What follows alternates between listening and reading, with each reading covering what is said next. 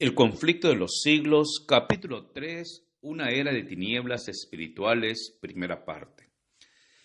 El apóstol Pablo, en su segunda carta a los tesalonicenses, predijo la gran apostasía que había de resultar en el establecimiento del poder papal. Declaró, respecto al día de Cristo, ese día no puede venir sin que venga primero la apostasía y sea revelado el hombre de pecado, el hijo de perdición, el cual se opone a Dios y se ensalza sobre todo lo que se llama Dios, o que es objeto de culto, de modo que se sienta en el templo de Dios, ostentando que Él es Dios.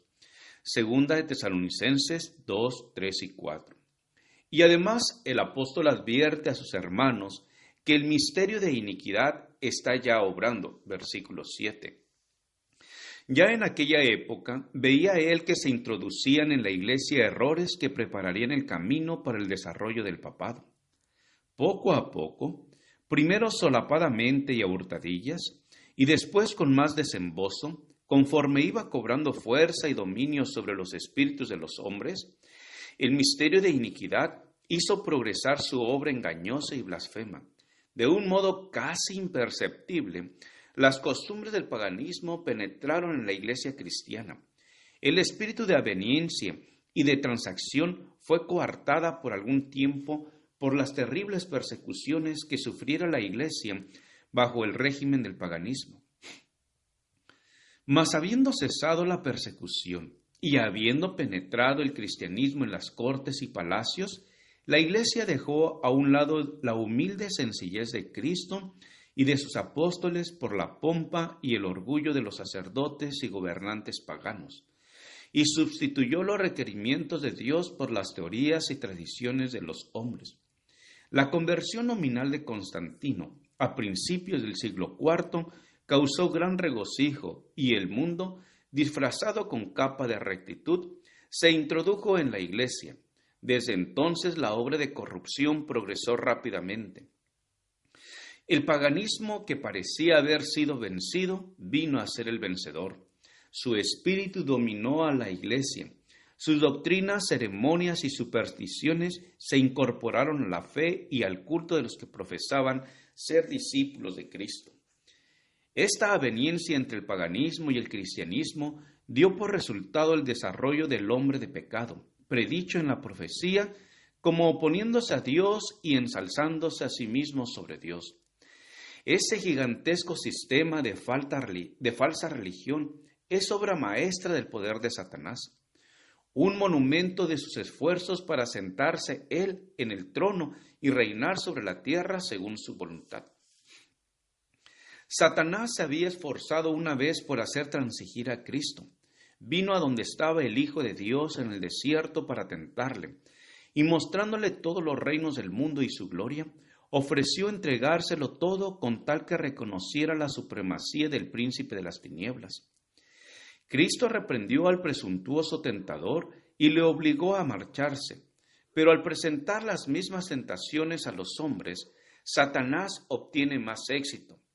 A fin de asegurarse honores y ganancias mundanas, la iglesia fue inducida a buscar el favor y el apoyo de los grandes de la tierra, y habiendo rechazado de esa manera a Cristo, tuvo que someterse al representante de Satanás, el obispo de Roma.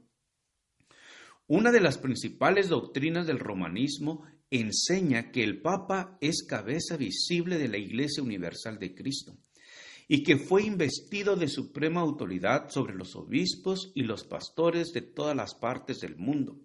Aún más, al Papa se le han dado los títulos propios de la divinidad. Se le ha titulado Señor Dios el Papa y se le ha declarado infalible.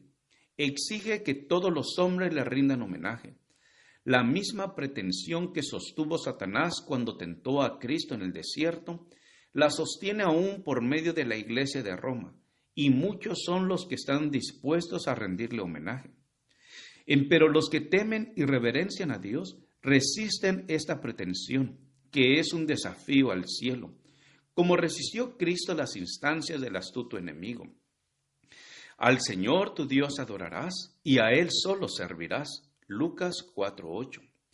Dios no ha hecho alusión alguna en su palabra a que Él haya elegido a un hombre para que sea la cabeza de la Iglesia. La doctrina de la supremacía papal se opone abiertamente a las enseñanzas de las Santas Escrituras. Solo por usurpación puede el Papa ejercer autoridad sobre la Iglesia de Cristo. Los romanistas se han empeñado en acusar a los protestantes de herejía y de haberse separado caprichosamente de la verdadera Iglesia. Pero estos cargos recaen más bien sobre ellos mismos.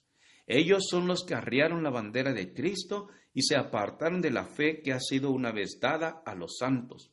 Judas 3. Bien sabía Satanás que las Sagradas Escrituras capacitarían a los hombres para discernir los engaños de él y para oponerse a su poder. Por medio de la palabra fue como el mismo Salvador del mundo resistió los ataques del tentador.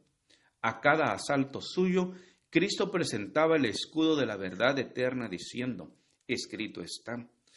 A cada sugestión del adversario oponía él la sabiduría y el poder de la palabra para mantener su poder sobre los hombres y establecer la autoridad del usurpador papal. Satanás necesita que ellos ignoren las santas escrituras. La Biblia ensalza a Dios y coloca a los hombres, seres finitos, en su verdadero sitio. Por consiguiente, hay que esconder y suprimir sus verdades sagradas. Esta fue la lógica que adoptó la Iglesia romana.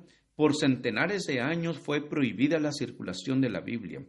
No se le permitía a la gente que la leyese ni que la tuviese en sus casas. Y sacerdotes y prelados sin principios interpretaban las enseñanzas de ella para sostener sus pretensiones.